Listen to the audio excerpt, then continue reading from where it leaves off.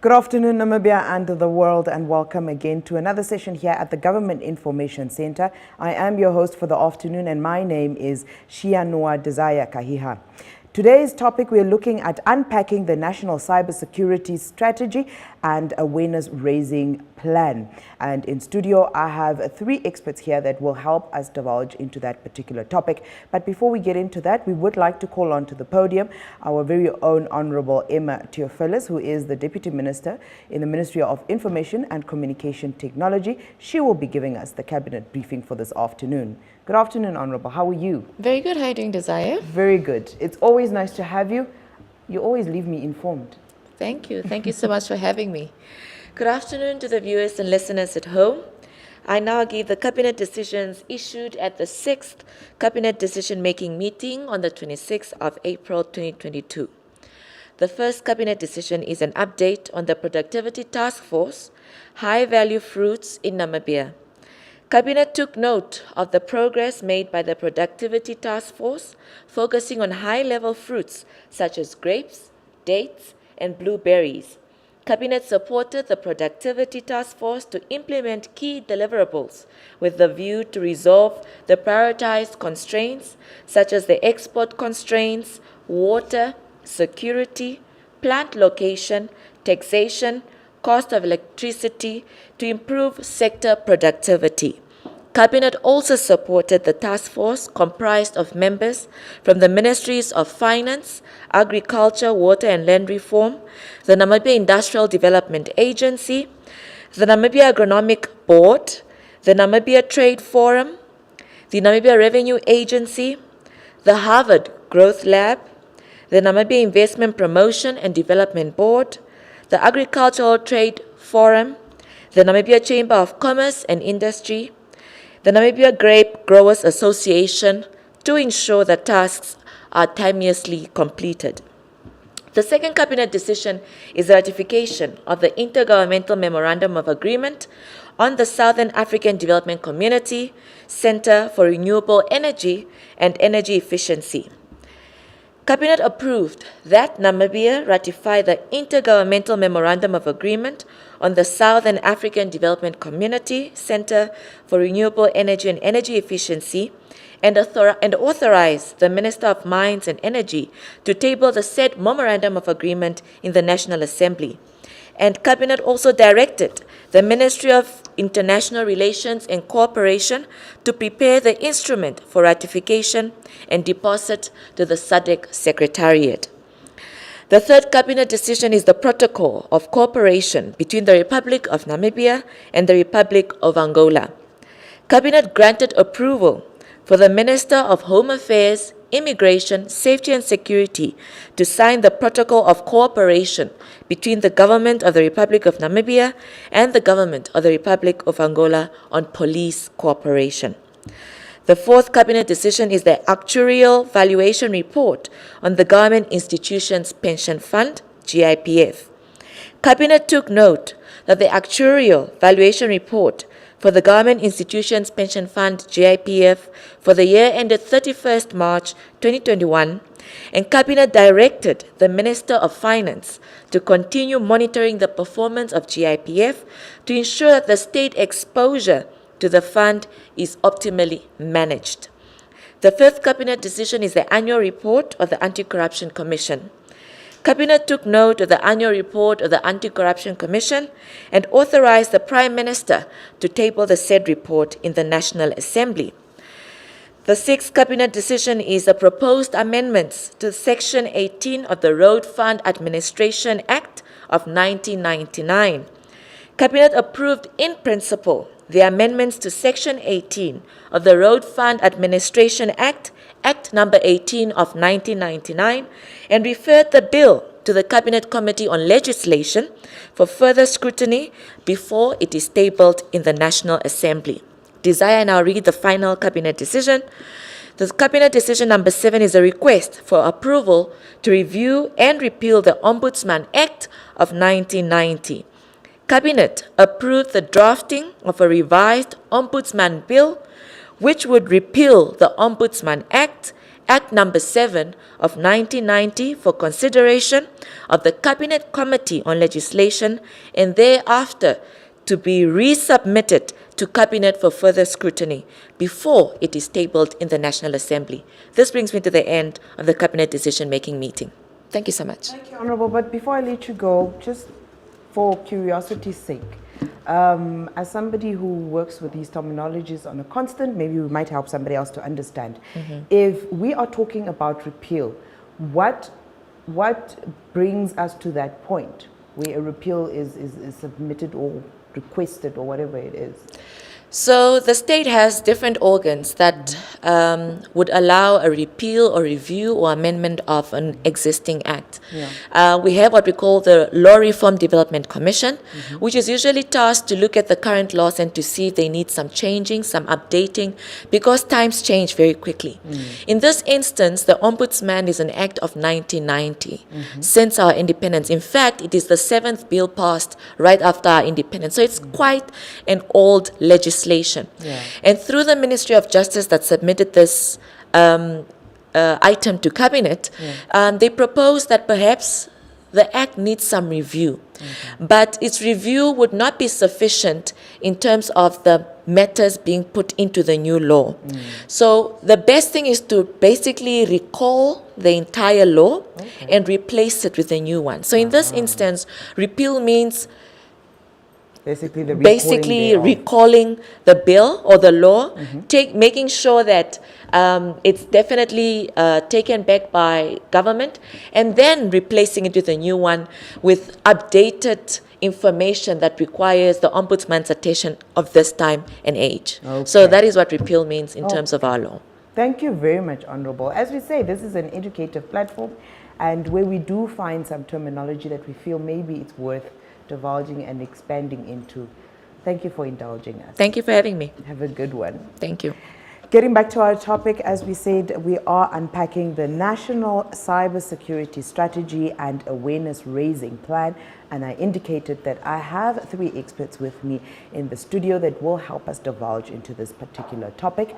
And we have Mr. Philemon Johannes. He is the Deputy Director for IT Infrastructure Development in the Ministry of Information and Communication Technology, and he is also the Committee Chairperson for the National Cybersecurity Strategy Awareness Raising Plan. Good afternoon, sir, and thank you for being with us. Good afternoon, and thank you for having me. We also have Mr. Gabriel Pahula. He is an inspector with the NAMPOL, or the Namibian Police, and he is a committee member of the security cluster. Good afternoon, Inspector, and thank you for being with us. Good morning, Tisa, and good morning to the viewers, or good afternoon, rather. Yes, good afternoon. We also have Mr. Edward Nepolo, who is a lecturer of computer science at the Namibia University of Science and Technology, and he is a committee member from the academia. Good afternoon, sir. Thank you for being with us. Good afternoon, ma'am, and thank you for having me.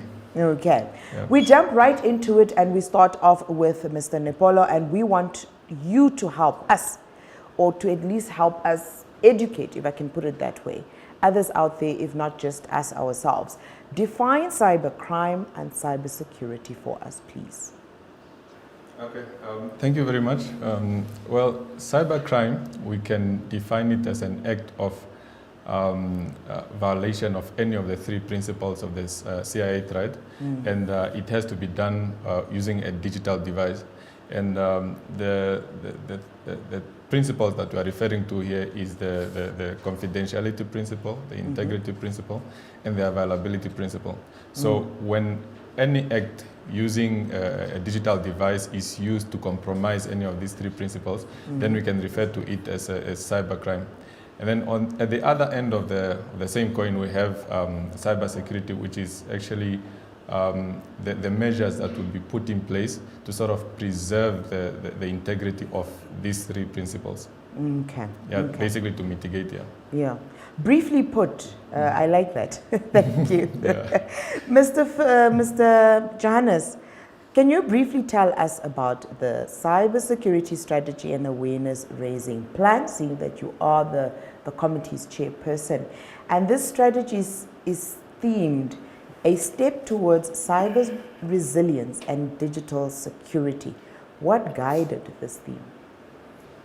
Thank you very much, Madam Moderator. The cybersecurity strategy and awareness raising plan is a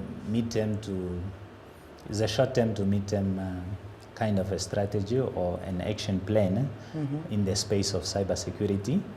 Now, the purpose there, maybe as a background, we as Namibia in 2019, we had the World Bank and the Council of Europe that conducted a cybersecurity maturity model or maturity level in Namibia. So this assessment actually identified gaps on the cybersecurity or the cyberspace in general. And then we conducted workshops with our stakeholders, that's the sector stakeholders, to actually kind of draft a skeleton a cybersecurity strategy or a plan that the country could use to actually rescue the trending developments on the cyberspace. Now, this document, we have in it our vision, for example, that's for the country to establish a safe cyberspace to enable innovation. And then the vision or the mission is to actually have a resilient infrastructure, legislations, and to enable economic growth without really falling victims of the cyber crimes. Now, what brought about the theme that you mentioned, that's a step towards a resilient and secure cyberspace, it was it's a slogan, let me say. With every plan comes a focus area. Yeah. So that slogan is kind of our focus. Being young in development, we also want to just tell the nation it's a baby step, but at least we are doing something, hence that theme. Okay. Thank you very much. Okay. Mr. Nepolo, what is the lifespan of this National Cyber Strategy and Awareness Raising Plan?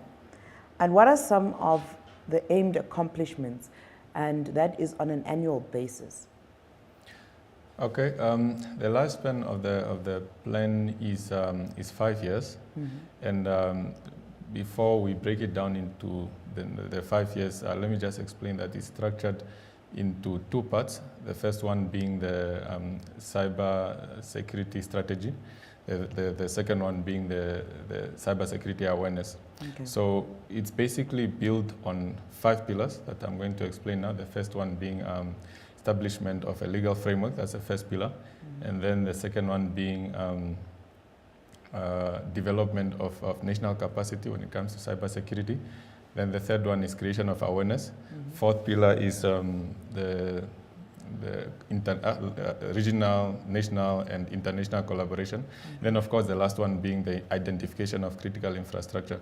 So, in a sense, we have various outputs based on which pillars that we are addressing at that point. But I can highlight 2 at the moment, which is the immediate ones exactly.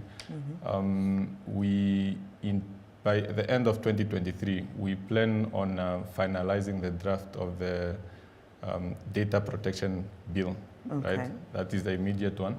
Then, of course, we have also by the end of 2024, we want to also finalize the draft of the cybercrime law.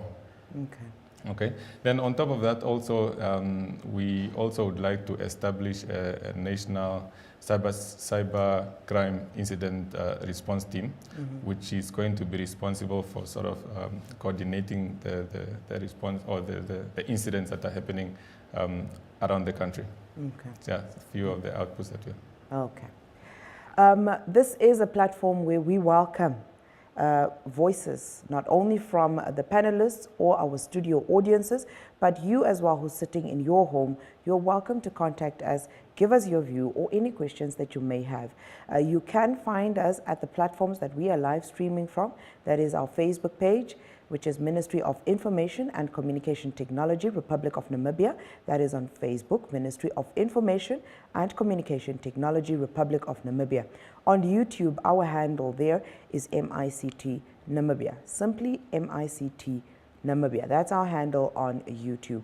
You can also call us in once we open our lines a little later on. The line number there is 061 400 397, 061 400 397. We will be opening up the lines in a little short while. Coming back to our studio guests, Inspector Pahula, we would like to know from you, what is the relationship with regards to regional and continental documents of this strategy and awareness raising plan with bodies like those of SADC and AU? Thank you very much once again. The relationship of these documents with our national strategy is that, like, we have four, like we said, we have pillars, and in these 5 pillars, rather, we have the fourth one, which addressed the relationship of with other internationals, which says build relationship with locals or regionals and international collaborations. And in this pillar is where we also talk about the fundamental human rights, which also appeared or featured in other documents, like the one for SADC and UN. It's also talked about the critical infrastructure with other documents. They also mentioned about the critical infrastructure, and our document is also mentioning about it. And in the same vein also, we talk about data protection, even though the data protection will be having its own bill on its seat, but in this strategy, we also mentioned about it. And in that also, with all those 2 documents, let's say for SADC and for UN, they talked about somewhere about inclusivity. Our document is also talking about inclusivity, and inclusivity for either in the infrastructure or in other human resource. In conclusion is that the document is at standard and is in collaboration with other documents, so to say. Okay. Staying with you, Inspector, we would like to find out, and it's good, we are actually very happy that we have a member from our security forces, or what do we call them? Yeah, I would say security forces, NAMPO, NDF, whatever. They're all part of securing our country, whether internally or at national level. Now we want to find out from you, in the current form or situation that we find ourselves, because people have been using technology for a while now, and we have had incidences for a while now that has led not just Namibia but globally, people to wake up and start considering really putting things in place with regards to cybersecurity. In the current state that we find ourselves now, what is the situation on the ground? Can you give us examples of situations on the ground where we could then say this particular strategy could help curb some of these examples that you'll be giving us? Okay, thanks. In nowadays, I will just start with, let's say, as we know that with a cybersecurity, or over where you are going is not to say it's a one thing or a one-man show. It's touching everyone. And the current status is that everybody, either from the government or from non-governmental or parastatals or individuals, either you are home, you are part of, or you are the victim of cybersecurity.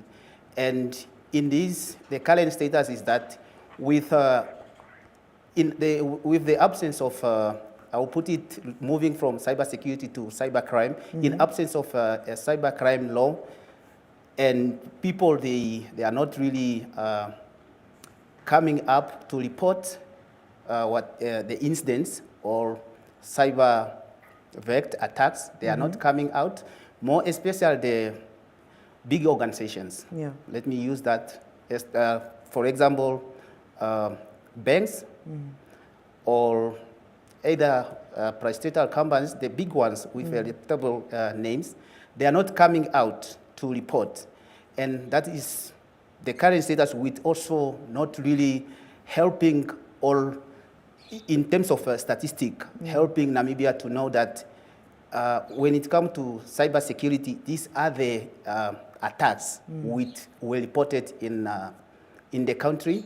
But the most of the attacks, the common ones in Namibia, we will say is like DSS.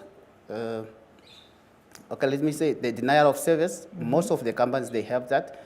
They are experiencing that problems, even though they are not reporting.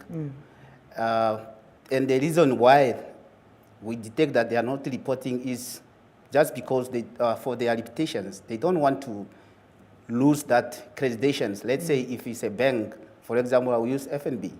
If maybe we heard that FNB was hacked, for example, they will feel like, oh, maybe they will lose clients or they will lose customers.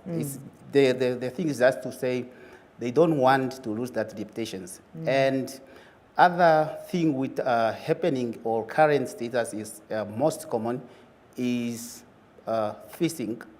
This phishing is more, and it's happening to everywhere, and that's is just caused of cybersecurity. And other thing which also more common in the ground is our child pornography.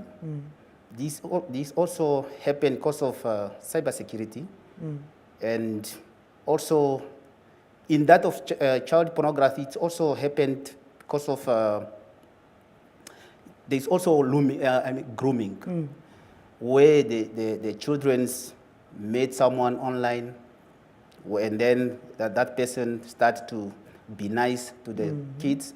And all these are caused by the absence of cybersecurity awareness. If we could know how to handle or how to behave, I think we could be able to overcome all these problems. Okay. Thank you very much. Mr. Johannes, you'd like to add on that? Yes, thank you very much. I wanted to compliment on what Inspector had just mentioned on our relationship, the relationship between our strategy, our national strategy with other, either continental or SADC or regional documents. This initiative is related to one of the very common one, which is the AU Convention on Cybercrime and Personal Data Protection. It is a continental convention that us as a country are signatories, and we ratify that in principle of agreement what has been stated in there. Secondly, we also have for example, SADC initiatives where SADC developed model laws on cybercrime. These model laws would have, for example, guiding principles on how to structure typical cybersecurity or cybercrime laws or strategies for member states.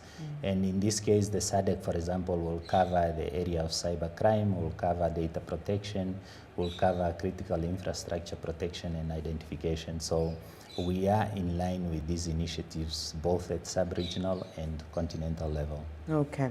Staying with you, Mr. Johannes, and you have given good in-depth, elaboration on those regional and continental documents.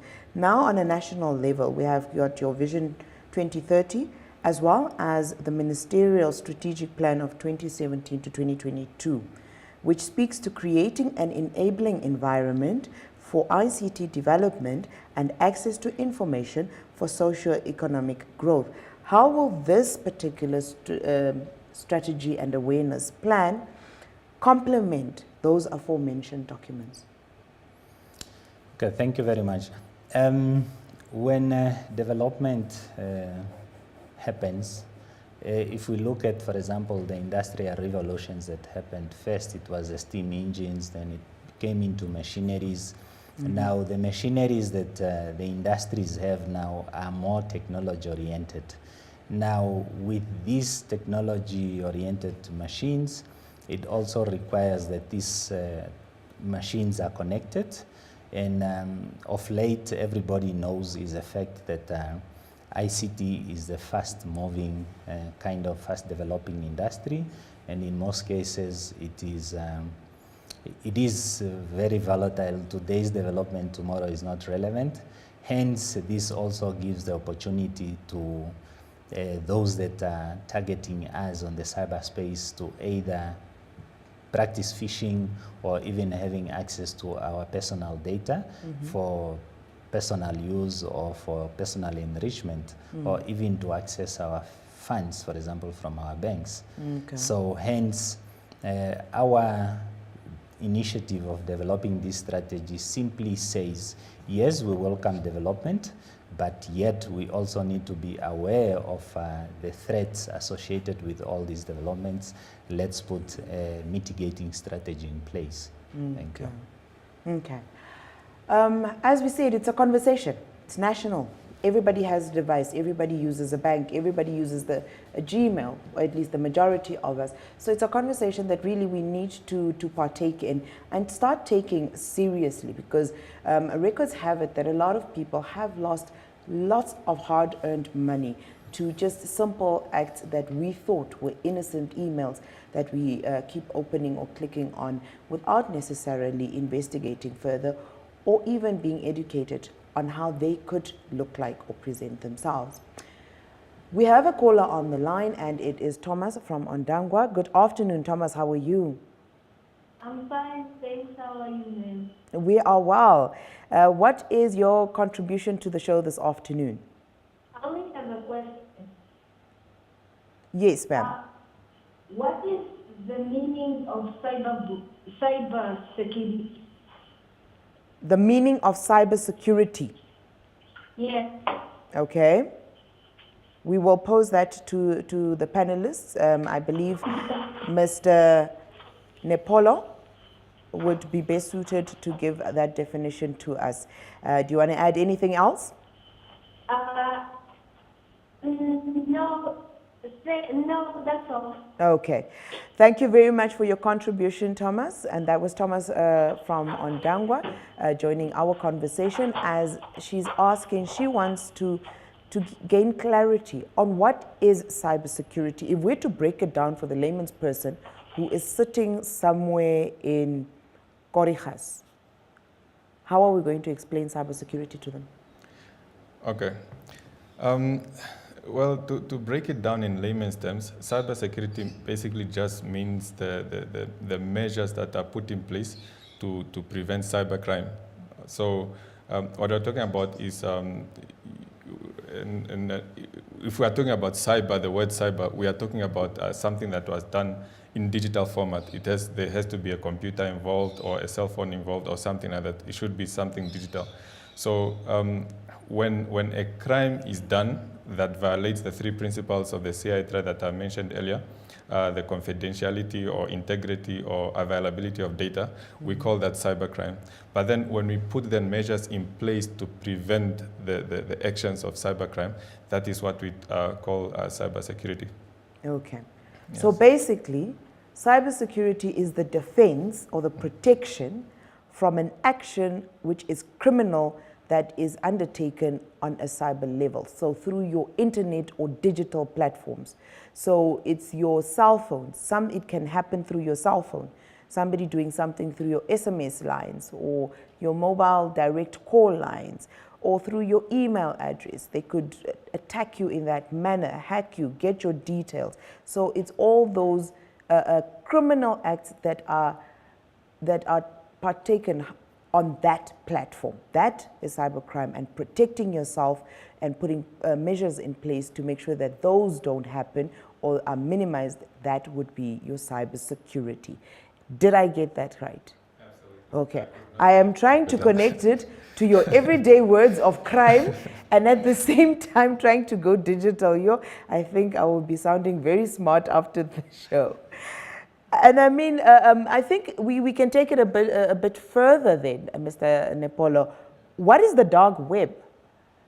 Okay, the dark web is just another part of the internet that is not really out there for commercial use, if I can call it like that. They say that the internet is the interconnection of computers all over the world, right?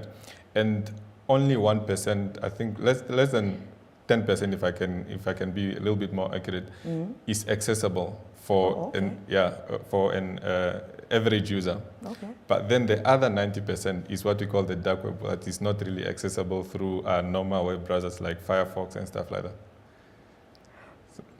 But how is that possible? Well, why is it such a large percentage? It's just a lot of things are not really cleared for use in a public space. It's hidden kind of stuff. Yeah. Yeah. So if it's not cleared for public view or for public participation, then it's taken out of the public space. Okay. Yeah. We do find, we watch too much TV also, but you find scenarios where, there are scenarios also that are played out, whether it's through documentaries, whether it's through movies, and so on, where we hear of companies, or this is the picture that is brought forth. A company will, for example, hire somebody who's very good at hacking and so on. And they are kind of becoming their trollers on the dark web. How much truth is there to this? Okay, generally... And what would the reason for that be? Okay, when a company hires a hacker to, well, we call it penetration testing, or ethical hacking. So the reason would be to, the company would like to establish a security posture of itself. They would like to create a profile of themselves when it comes to cybersecurity. What are the strengths, what are the weaknesses and stuff like that.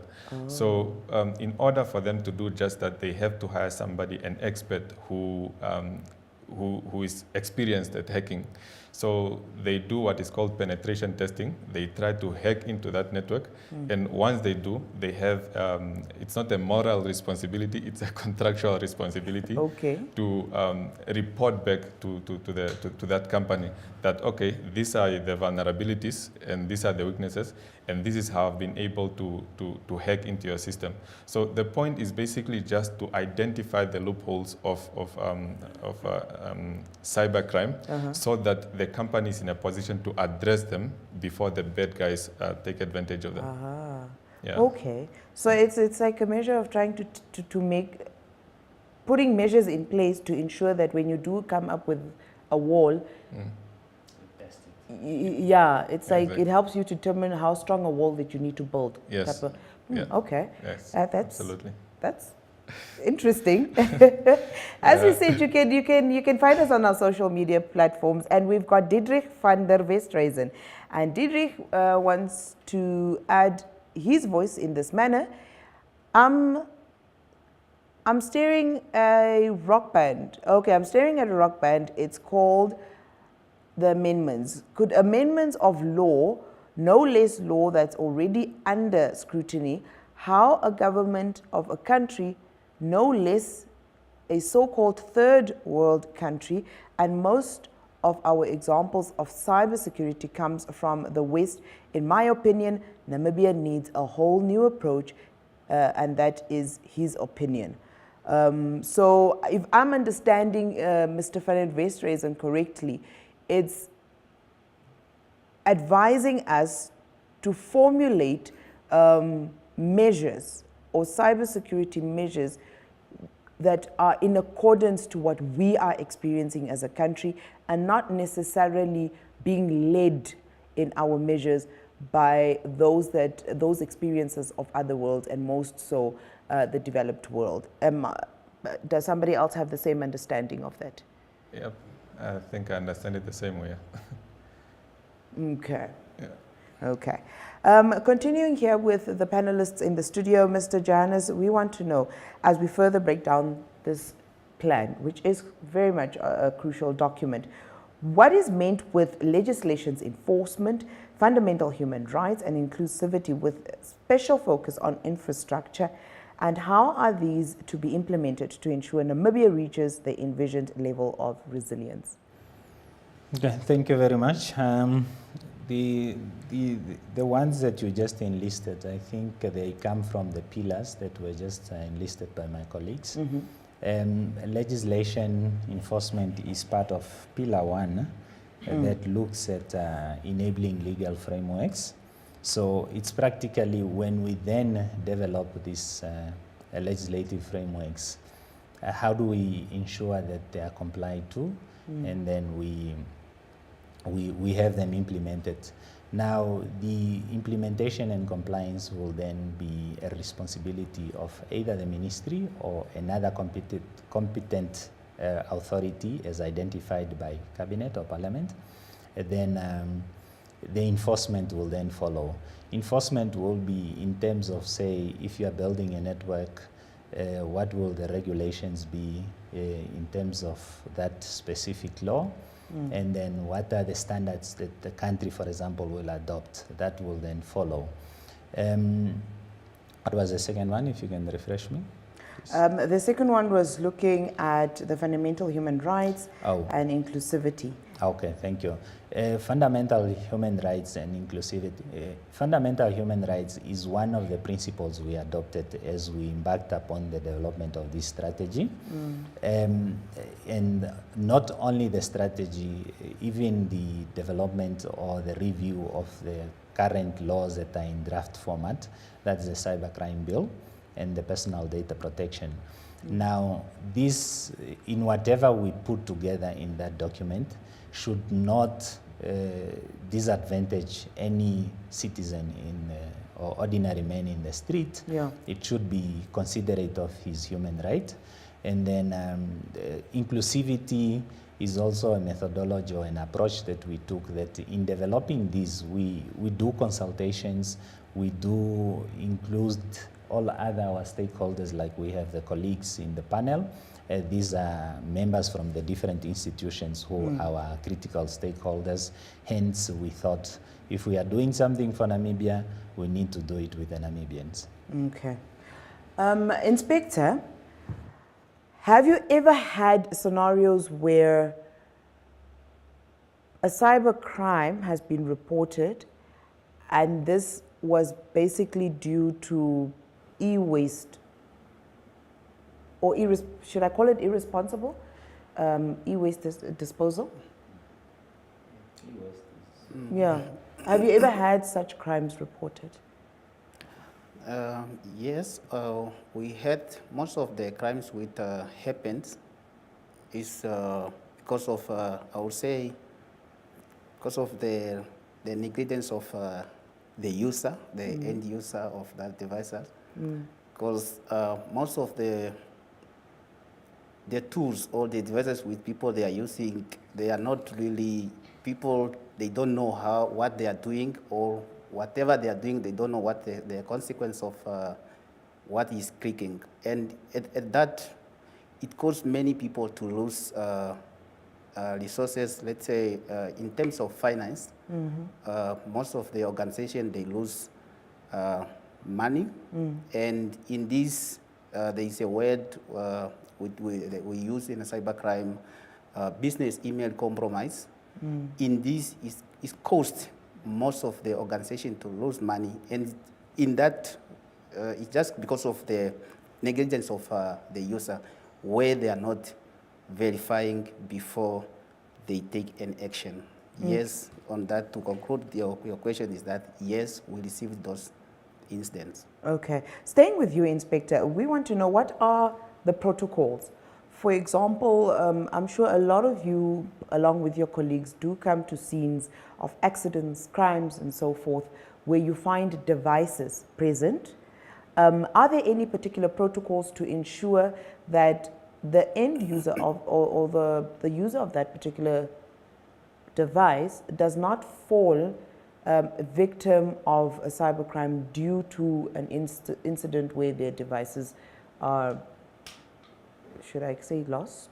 I don't know what's not lost per se, because it wouldn't be their fault that it's lost, but you know, it got detached from them due to the activity or the scenario that they find themselves in. For example, during a murder case, somebody's cell phone is found there, or a car accident, phones are flying out. What is the protocol that is followed by your institution? Okay, the protocols followed by Namibian Police Force is we have what we call, if it's an incident where evidence need to be collected, we have what we call a chain of custody, and whoever is involved, the officers at the scene, they need to know what they need to pick up or what they not need to touch, so they cannot contaminate the evidence. If I try to understand your question very well, even though I'm answering it, is that at incident or let's say you give an example of a murder. So when a person found a device there, devices, it's, we could say for now, the investigators, the detectives, with allowed to take any piece of evidence which they think that this is relevant for my case, I will be able to take it. Not just everyone will just come and take a device from the crime scene. Whoever is able to, or whoever is taking that device must be able to document it, to say, at this crime scene, I took phone, a Samsung phone, a device or a laptop, and this is how I found it, or this is how hand it to the next person. In conclusion is that we use a chain of custody. Everything should be documented until the last part. Okay. Mr. Nepolo, in Namibia, what are the most common types of attack vectors in cybersecurity, and why is the banking sector the main target as reported in local media? Okay. The main vectors that, let's make reference to probably since when COVID started, would be like what Inspector Pakula has already indicated. It would be phishing attacks, where it's a type of social engineering attack that tries to trick users or data owners into giving up private information or giving up sensitive information. And according to a Kaspersky report, I think it, in Namibia specifically, those attack vectors were mostly targeted towards the banking sector and towards education. And this is because probably since the COVID pandemic started, a lot of educational institutions had to move classes from face-to-face to online. And of course, these hackers would generally want to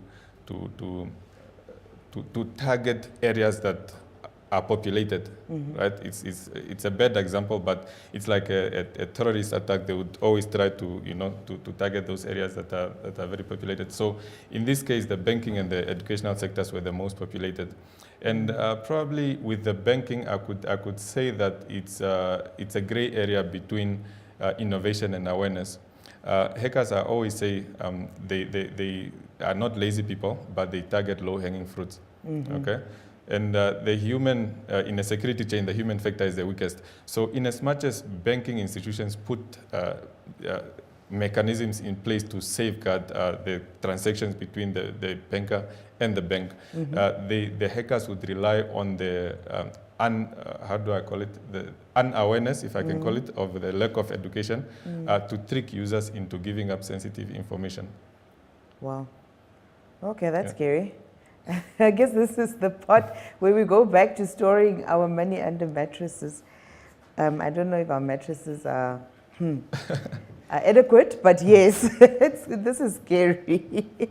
But not to scare you, I think the fact that we are, developing policies, frameworks, laws, and maybe even that will help us to get to the point of building this physical, not physical per se, but in a cyber world, physical walls to better protect our people. It's heartwarming, and it gives hope to the next person. It's not that the issue is just there without a solution. There are bodies like this particular committee that is trying to allow for such to take place. And with that, Mr. Johannes, we would like to know, when will the public education awareness creation commence, and what are the lined activities per region?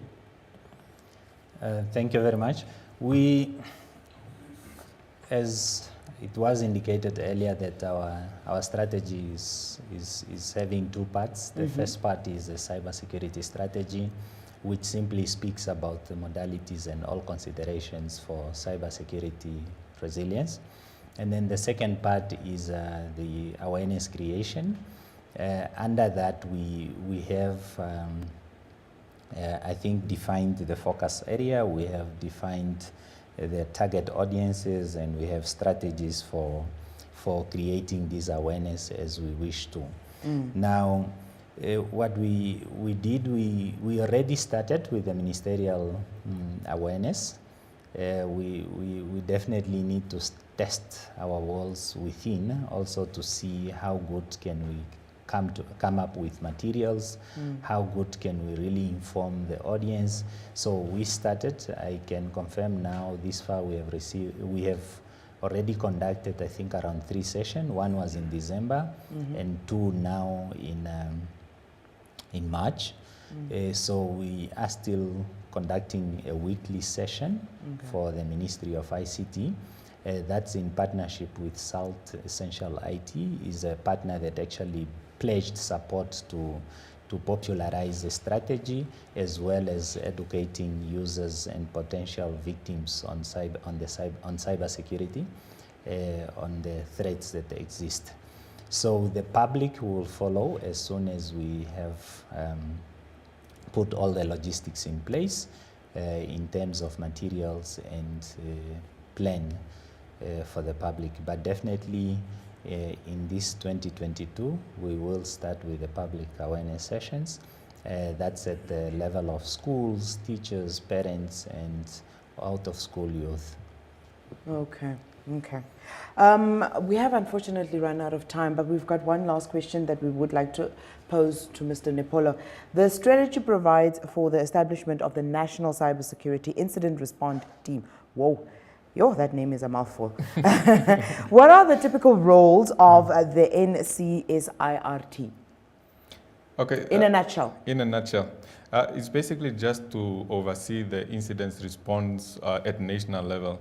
Like what Inspector Pakula has already indicated, like a lot of institutions become victims to cybercrime, but they do not want to speak out about it because they are scared of losing reputation and stuff like that.